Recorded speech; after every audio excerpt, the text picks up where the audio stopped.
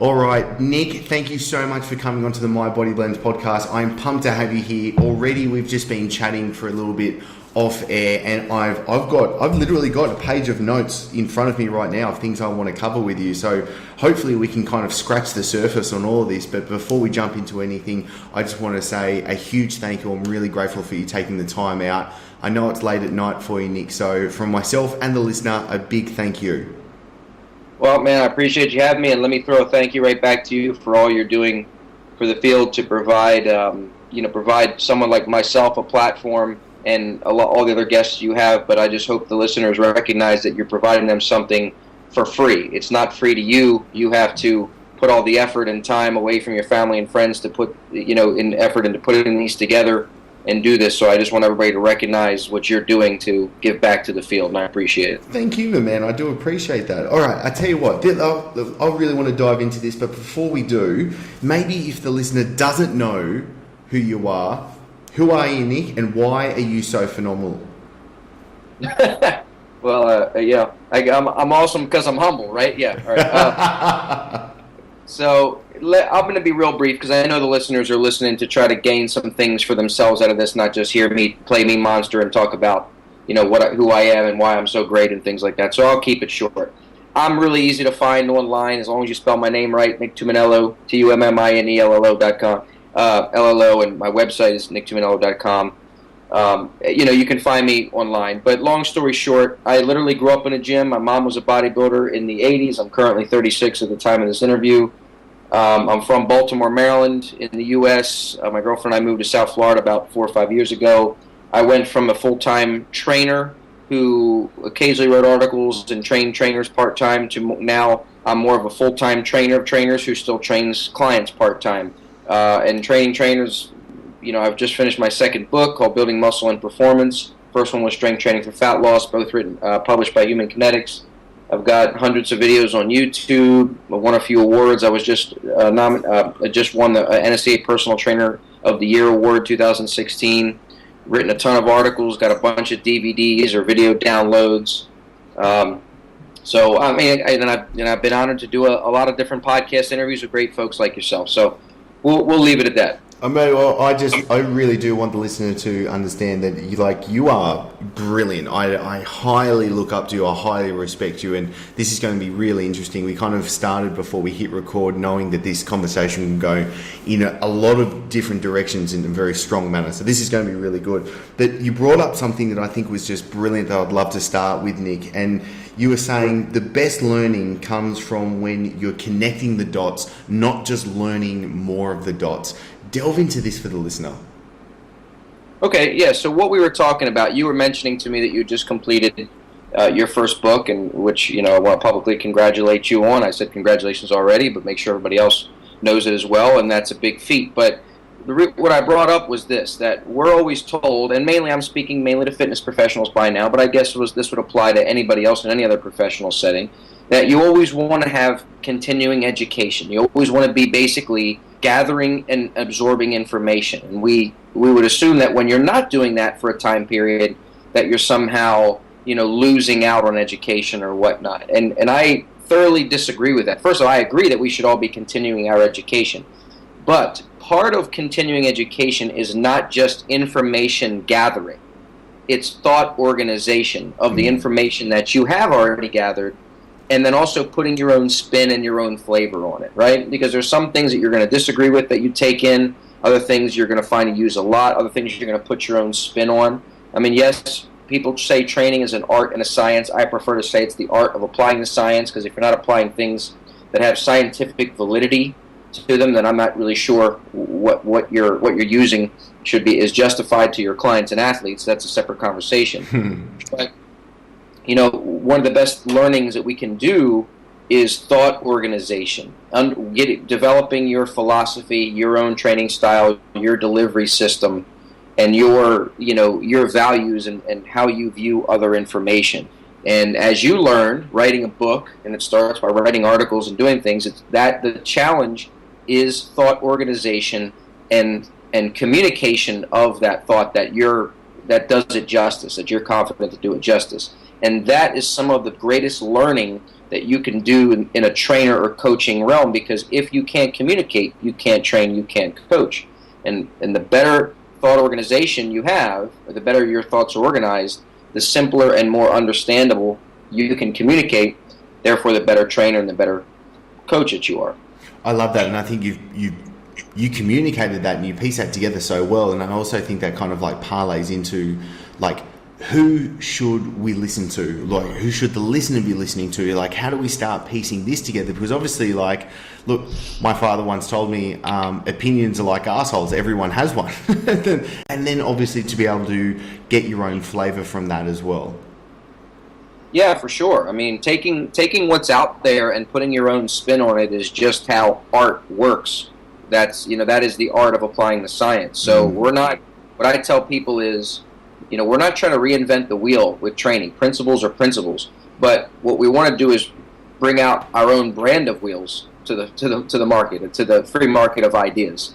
And the free market of ideas will decide, where they stand, whether they fall or whether other people pick them up and go, wow, that's pretty cool.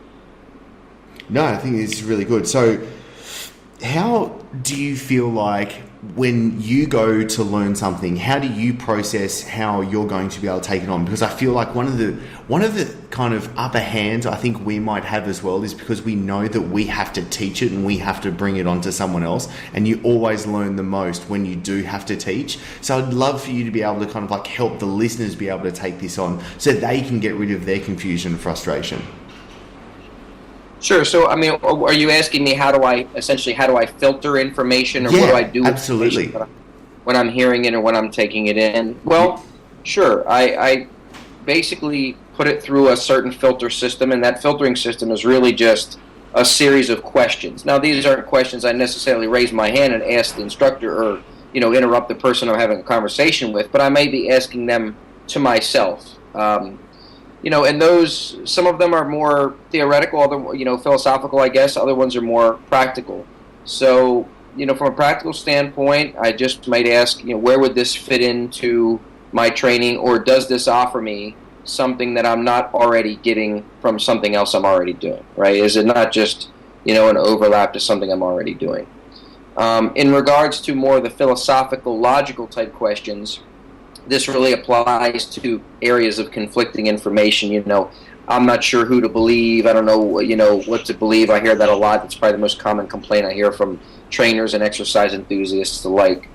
Well, you don't have to be an expert in everything. You just have to understand the right questions to ask and have to have a little bit of a skeptical force field around you. And the first thing you want to ask is things like, well, what evidence do you have for that? Without getting too crazy into this, evidence is relative to the claim, right? So if you claim to me that you have a dog, a Siberian Husky or something like that, I don't need any more evidence than your word for it, because that's a very ordinary claim. I'm taking your word for it. There's lots of Huskies around in different parts of the world. I've had 4 Huskies in my lifetime. But if you say, I have a fire-breathing dog, well, now I'm not going to take your word for it anymore, because that's an extraordinary claim, right? Yeah. And by the way, good enough evidence will not be showing me a video of your dog breathing fire on your phone, because anybody can easily doctor a video like that. So you see what I mean? I mean, maybe that's an example, but we have to use some examples like that to highlight the point that not all claims need the same amount of evidence. The more extraordinary the claim, the more impressive the evidence needs to be for someone to believe it. So with that being said, how many times do we hear really impressive sounding claims when it comes to some formula or some approach or some supplement into, some sort of exercise modality or supplement or nutrition, diet program, right? So when you start asking questions like that, what kind of evidence do you have for this? What is the counter evidence for it? What do other experts believe? If it sounds like, this is the last thing I'll say because I could go off on this, but if it also sounds like something that is solved a problem that nobody else seems to have solved, right? So it's like, oh, we know why, everybody gets cancer and we can solve it with this simple thing. Well, the simple fact that somebody is relegated to speaking at a small conference with 150 people in the class or whatever, and hey, good for them. But if you really had the cure for cancer, you would have won the Nobel Prize by now, right? Like with things that really do work, like penicillin, They don't become secrets that they don't want you to know, to use in quotation fingers. They become standard practice in medicine, and people get Nobel Prizes for them. Okay, you brought some really good stuff up, and I think especially from personal experience, like running a supplement company as well, like the hoops that I had to jump through to do it properly, because knowing, like you brought it up, was like, especially in the supplement world, you see some outrageous claims, and it's just downright incorrect, wrong, and you just read it and you're like, come on, like how can they put this on there? But it's like, I had to go to lengths of like hiring a research scientist to make sure that every single word that I have on the label and the marketing material is actually correct. So I love that you brought that up, because I feel like in so much of where the confusion's coming from, especially for the listener, that is a great way to do it. And I really wanted to ask that question as well, Nick, because I really enjoy learning what your inner dialogue is, like the questions that you're asking yourself, because I feel like obviously the better answers are going to come from better questions. So I like being able to obviously kind of like dissect out what the questions you're asking, so then we can obviously be able to take on the better answers. But you brought something up that was really interesting, and I know that it's going to be on the listener's mind as well, and that's the conflicting information. No matter whether we're talking about training program design, nutrition, diets, weight loss, whatever it is, you've got one side of the party, and then on the exact opposite side of the pendulum, you've got other people jumping up and down saying they're correct. How do we navigate through this? Well, sure. I mean, this is something that you see in courts all the time, right? They call it the battle of experts, right? And there's a saying that for every PhD, there's an equal and opposite PhD. Very good. Yeah, so I didn't make that up. That's been a saying for a while. So I can understand the frustration, especially if someone doesn't understand how to really read studies and understand what the differences between these types of studies are. Because it may seem like, let's face it, right now at the time we're doing this interview, it's becoming more and more hot, more and more trendy, which is good. More and more demand to call what you're doing evidence-based and have some differences, right? Yes. But we've already seen that doesn't actually solve the problem. That just creates another problem. Well, then you still don't know who to believe, because it seems like everybody has references in science, and then it makes us, some people throw their hands in the air and say, well, then science doesn't know what it's talking about, and they're just gonna give up on the whole scientific enterprise and go back to common sense. And we see these types of arguments off and on, and so that's another problem that needs to be solved. So. This is a tough one. I'm going to try to address as much as I can without just soapboxing and going off on all kinds of rants.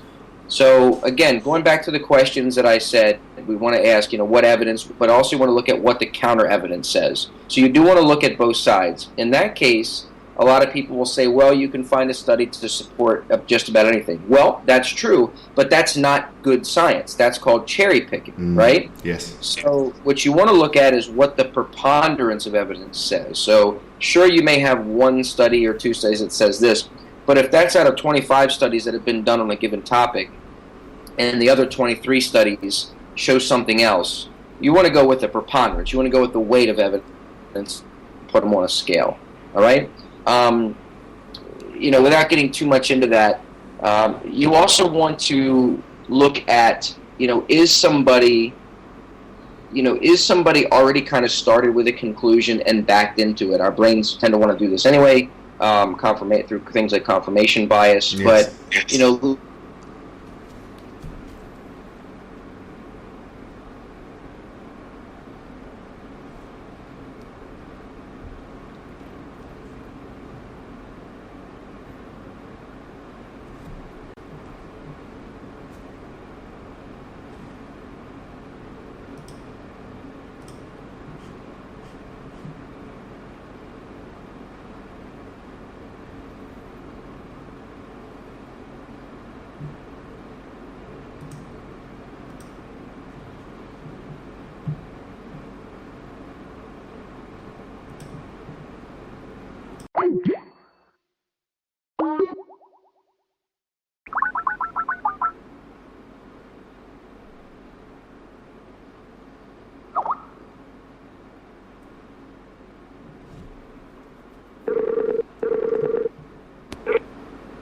Brother, sorry, I don't know what happened. It just cut out, and then I was like, What's going on? I was trying to do a million different things. Anyway, it's finally come back. Sorry. We're all good. We can obviously post-production fixes all that up. Sorry, you were saying something, Nick, that was I think is just really, really important, that I really want to kind of like let the listeners understand more of, and especially when we're talking about conflicting information, and that's confirmation bias. Can you delve into that? Okay, well, so do you want me to just pick up where I left off before? Yeah, or just you go just want for me it. to just pick up right away? Yeah, absolutely. Just go for Okay, it. We'll cut it all together. It's no Yeah, dramas. do you know what thing you heard me say? So we know when I got cut off? Just don't worry about it. You can go for it and they'll cut it up perfectly. It's the post-production guy I use is brilliant. You want to just start over the whole thing? Anyway, just start off with this whole section, and I can get more into confirmation bias. Why don't Yeah, we do sure. that? Okay, no, that's perfect. There's no drama. So I tell you what, Nick, one of the biggest issues a lot of people obviously struggle with is with conflicting information. They're struggling with being able to know where to take information on. Obviously, looking at the platform right now, if someone's listening to us, like absolutely, I hugely appreciate them tuning in, and I take it as my responsibility to obviously make sure that I'm bringing on people that have proven track records and have great information to share. Hence, why you're on here, Nick. How can we then further delve into trying to wade through the fog of conflicting information? Cool, man. Well, first of all, I really appreciate the compliment, and again, appreciate what you're doing here. Well, I'll say this. I have a little saying that I tell people, because people will say, I don't know who to believe, I don't know what to believe, and that's very common. Right now, we're in the information age. But I would tell people, I say, look, it's not what this or that expert says, it's what the evidence says. All right? Now, I understand that not every subject is going to have lots of specific studies and things that you could just look up on PubMed, and maybe people don't have the the know-how to look through studies and filter through studies and things of that nature. But it doesn't necessarily have to be through specific studies. It also look at plausibility, right? Let me give you an example. I don't want to pick on something here, but let's say, when someone makes a claim about astrology, let's say, maybe this is a crappy example, but we'll roll with it because it's outside of fitness. They're not just making a claim. Some people will go, well, I don't know enough about astrology and about the history and about a specialist, and Nick, neither do you, so you can't talk about it with any sort of, informed opinion. Well, that's wrong, because you're not just making a claim about astrology. You're making a claim about cosmology, about how the world works, right? You're basically claiming there's some invisible connection between us and the stars, right? That determines, how we act in our futures and things like that. So that's a claim that has a plausibility or an implausibility about the reality of what we know about how the world works objectively. And when we looked at it from a plausibility standpoint, it's highly implausible because for what they're proposing to be real, it would overturn everything we know about cosmology and other things that are related, right? So therefore, it makes it less plausible. So that's what I mean by you have to look at not just what studies are out there, but how plausible is something based on what we already know, about the objective world. And when I say objective, I just mean when somebody says, oh, well, there's my truth versus your truth. Well, that's your subjective truth. Subjective truth only counts in matters of taste. But when I say objective, I mean the reality that we all share. That's outside of our biases. Now, there's one of the things that really influences what we think is reality, but not necessarily is called the confirmation bias. And there's all kinds of things, subtle biases that come in it, which is called like the bias towards positive evidence and whatnot. I'm not going to get into all that right. It's beyond the scope of this interview. But basically, confirmation bias is essentially the filter from which that we all view the evidence of our own experiences and memories, and we tend to only remember the things that confirm our current beliefs, and we tend to explain away or forget about the things that disconfirm our current beliefs, right? So that's why you can talk to anybody who has specific strong beliefs, and they think their experiences throughout their life have continued to confirm what they think is true, and then you can find somebody who believes totally opposite them, who's equally as intelligent, maybe has some degrees, maybe doesn't, maybe very logical, and they have a very different conclusion, and they swear that their life experiences have further confirmed that. And that goes across the board from religious claims to nutrition claims. It applies across the board. None of us are immune to it, but the skeptical thinking methods, along with the scientific method and statistics, have been brought up to essentially offset some of those biases that tend to cause us to misinterpret, misremember, and misjudge the evidence of our own experience. No, I think it's really important because it's kind of a way our brains work to make it, and we kind of have to really be able to step outside to understand what's going on, especially being able to use the platform of, okay, where do you take your information on, and therefore that's what the actions you're going to start taking that from as well. But something we were talking about before, Nick, that I think is really, really good is looking into what are the trends that are going on at the moment. Because obviously if we're talking about conflicting information, then we can kind of move along and say, okay, look, at the moment, you and I, we're seeing a lot of different trends come up. And one of the things that you brought up that I totally agree with is a lot of the trainers are following training programs and are following training trends that aren't necessarily specific to getting their clients the best possible results. Well, sure, and that's not going to change, right? So there's different types of trends, right? There's like commercial trends, right? So for right now, we might call those commercial trends like bar classes, and that's kind of trendy right now. And certain fitness trends you might see based infomercials based on and things of that nature. And a lot of trainers like to think that, hey, I don't buy into those kind of things. That's just faddish type stuff.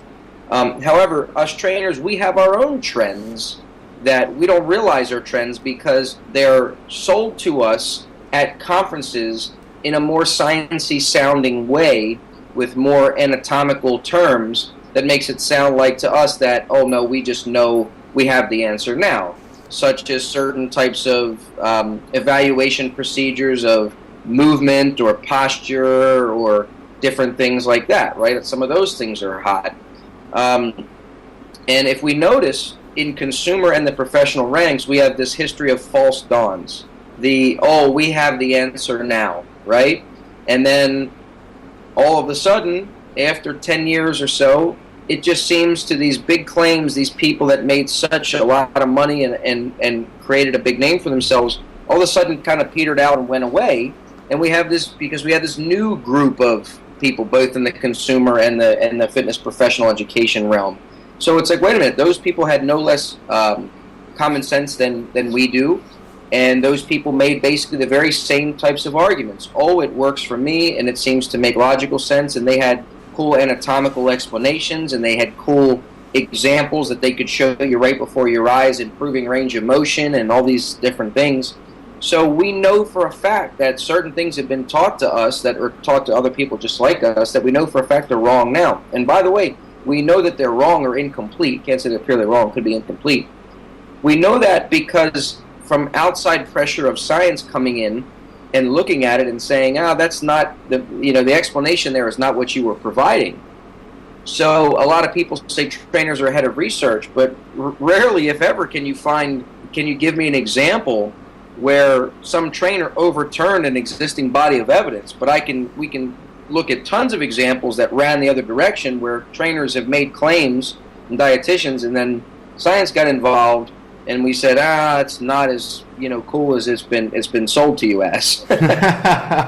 What if you have? Do you have specific examples of this, or maybe a bit of a pet peeve that you've got at the moment? Well, I mean, pet peeve is a bad word because I don't look. This is what I do. This isn't who I am, so I don't get too caught up in information. I get, who I am comes out in how I provide information, my style. All right, but information is not who I am. So somebody can provide me evidence about something I said that demonstrates to me I'm wrong. I'm happy to say I'm wrong. In fact, I want to give them a handshake or a hug because it's one less day that I have a false belief, right? And I think I heard someone say this one time before, not in a fitness interview, but it was something else, and it said basically, I want to have as few false beliefs and as many true beliefs as possible. I have that same philosophy.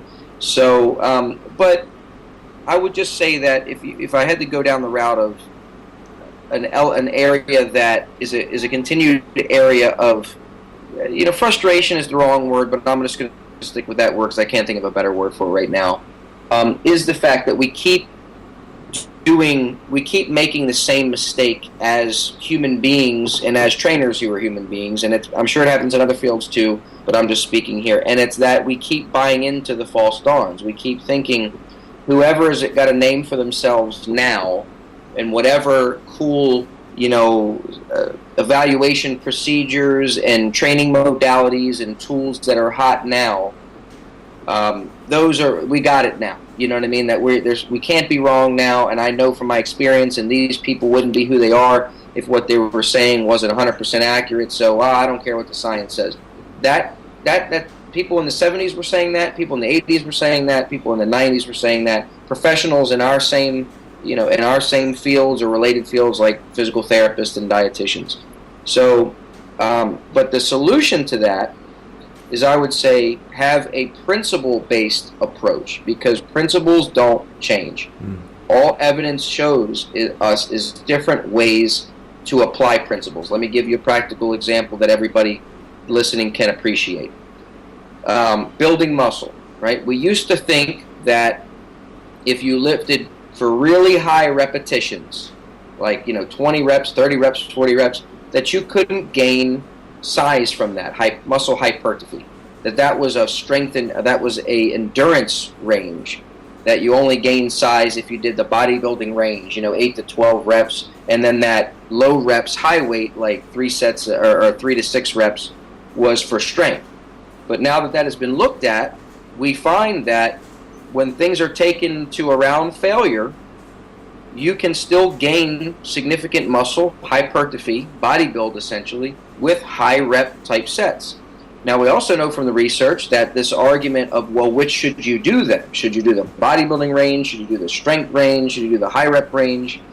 Is an argument we shouldn't have, because a lot of evidence demonstrates that undulating or doing a mixture of those types of rep ranges, whether it be through the week or within workouts, seems to have a positive effect on things. So that's where we've seen camps that say just do one set. We've seen camps that say, oh, you should just only lift heavy. We've seen camps that talk about lightweight for longer reps. But evidence has come in and demonstrated that all those people were right in the fact that they were seeing those modalities work or those approaches work, but they were wrong in the fact that they were saying this is the best way.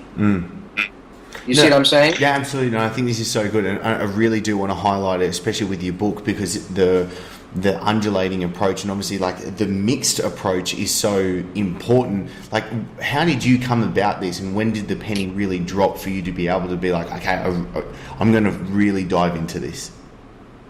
Okay, cool. I appreciate you giving me a great chance to plug my book. No, that's good. I think it's great. I highly recommend it. We should.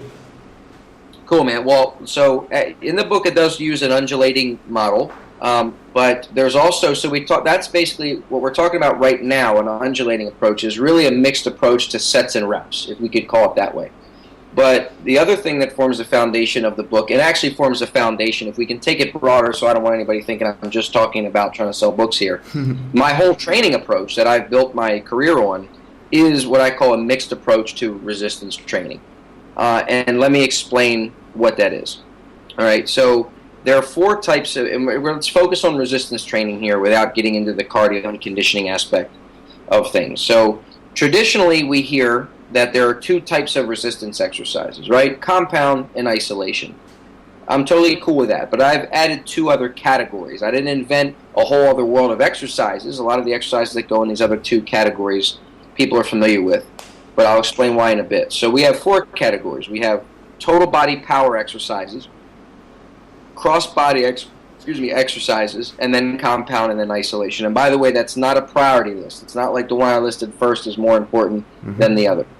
All right, so if we could think about the way the field is, total body power exercises would be like Olympic lifts, right? So like a clean.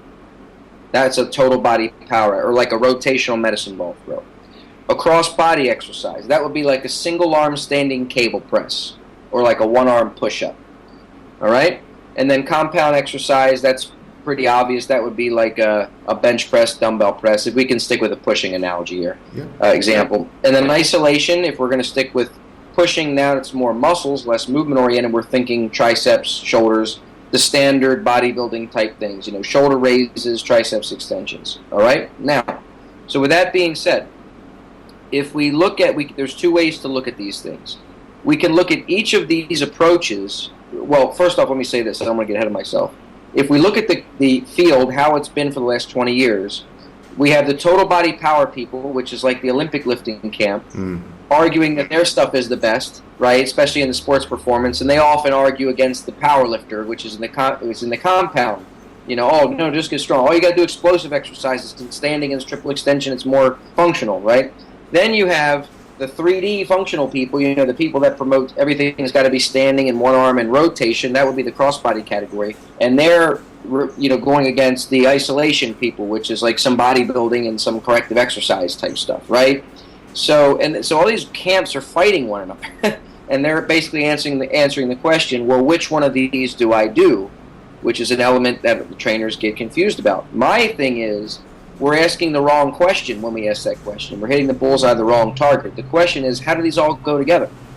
Because when we look at the evidence and also principle of specificity, we see clearly that each one of these approaches has its own unique set of benefits and limitations. And the reason why the arguments happen is because everybody who's arguing is arguing about their benefits. So the question is, how do they fit together? And I actually demonstrate in the book how we do it, but it's something we talk about in our programming courses and whatnot.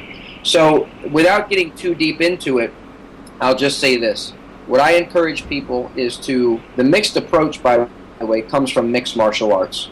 So what we know now, if you want to be a complete fighter, you don't just box, you don't just wrestle, you don't just do Muay Thai, and Brazilian Jiu-Jitsu. You want to do all of those because the fight is going to go to different aspects. You have grappling, you have striking, you have groundwork, so on and so forth. Training is the same. Training is very much the same way, unless you're trying to be a specialist. So if you're competing in Olympic competitions, Olympic lifting competitions, powerlifting, or kettlebell sport type stuff, well, then ignore what I'm saying. You're trying to be a specialist. That would be like a boxer only competing in boxing or a wrestler only competing in wrestling. But I've never met a fitness client, the general client that personal trainers are working with, or most people that are in the gym that are doing that. Or that you'd already, if you were, you'd be at a powerlifting gym, you'd be at a kettlebell specific gym. Most people want the best of both worlds. They want to look good, they want a body that looks better, but also can get things done. So they want to train a little bit like a bodybuilder, but without ignoring some more athletic stuff. I'm not saying that bodybuilding makes you less athletic, but obviously it has its limitations like everything else. So the last thing I'll say, and then I'll hop off my soapbox about this, is think about your training like you think about your nutrition, right? When we argue compound versus exercises versus cross-body exercises, we're basically arguing whether one should only eat tomatoes or only eat bananas for nutrition, right? Each of those 4 exercise types, again, I'll go over them. Total body power, cross-body, compound, and isolation. Each has, just like food, just like fruits and vegetables, has its own unique nutrient content. And if you only focus on one type of food, you will have a high value in the nutrient it provides, and your diet will be deficient in all the other nutrients that we know to be healthy, which is why dietitians all universally tell us to eat a wide variety or a colorful diet with a lot of fruits and vegetables. I'm encouraging people to do the same thing with their resistance training. Good analogy. I really like that. No, it's good, and I think that was absolutely a really great way that you. What I do actually really love that was you put that together so simply, which really to me shows that you understand it in such a great aspect, and you really put that into a nutshell that was good. Now, this has been absolutely fantastic, Nick, and obviously I'm going to have to get you back on because there is so much more that we can delve into, but I think the best thing the listener can do right now would be to go to performanceu.net. Would that be the best place for them to go? Yeah, performanceu.net will also take you to my same website, which is also nicktumminello.com, but it's harder to spell my last name, so performanceu, the letter u.net's easier to get to. Okay, piece of cake. So what I'm going to do is I'm going to put that into the show notes, the link, so you can click straight on over to get onto what Nick is doing. There is absolute a wealth of information. He's got a ton of videos, a ton of articles, obviously the book as well that I highly recommend to get onto as well. Nick, thank you so much for taking the time out. I really appreciate it, and I'm really looking forward to chatting so much more. Well, I appreciate it, Chris, man. Your energy and passion for this is something I share, and it's obvious. It comes through in all your questions and in your voice tones, and it's contagious, man. So I appreciate the inspiration, brother. Thank you, brother.